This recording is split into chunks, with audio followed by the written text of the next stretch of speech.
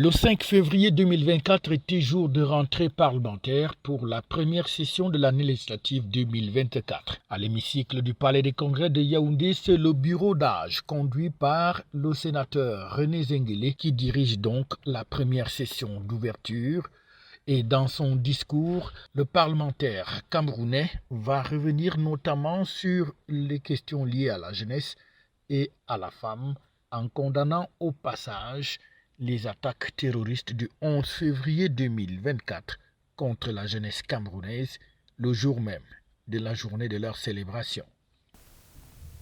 Distingués invités, chers collègues sénateurs, cette première session de l'année législative 2024 s'ouvre dans un contexte marqué par la célébration, il y a quelques semaines, de la 58e fête de la jeunesse.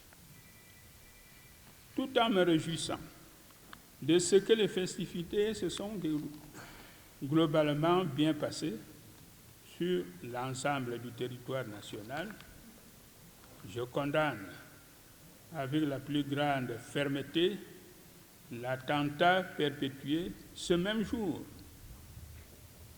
en marge du défilé à Nkambé par des individus sans foi ni loi. Par cet acte ignoble, l'on a voulu porter atteinte au moral à la foi patriotique de notre jeunesse.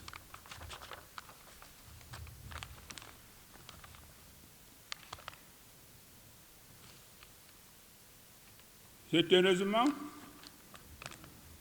peine perdue, car notre jeunesse reste fière de sa nationalité et attachée à la paix et à la patrie.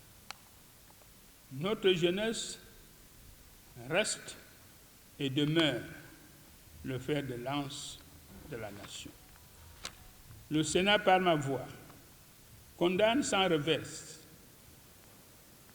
ces atrocités, exprime sa compassion aux familles affectées, ainsi que ses souhaits de prompt rétablissement aux blessés.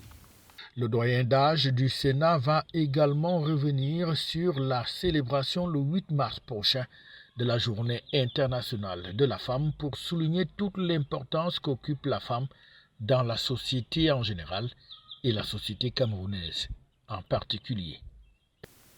C'est au tour des femmes d'être à l'honneur avec la célébration dans les quelques jours de la 39e édition de la Journée internationale de la femme, placée cette année sous le thème de l'accélération du rythme de l'investissement en faveur de la femme. Cette célébration vise la réalisation de l'objectif mondial de renforcement et de l'autonomisation des femmes et des filles en faisant des actrices majeures du développement.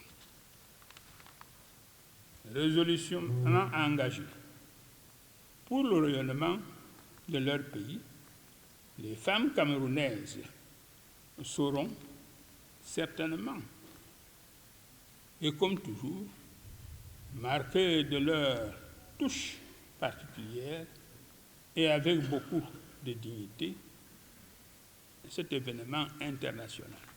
C'était donc dans une ambiance de rentrée scolaire que les sénateurs étaient tout heureux de se retrouver pour 30 jours de travaux au sein de cet hémicycle, avec la première étape qui va constituer en l'élection du bureau du Sénat et des différentes commissions. FH News, votre télévision.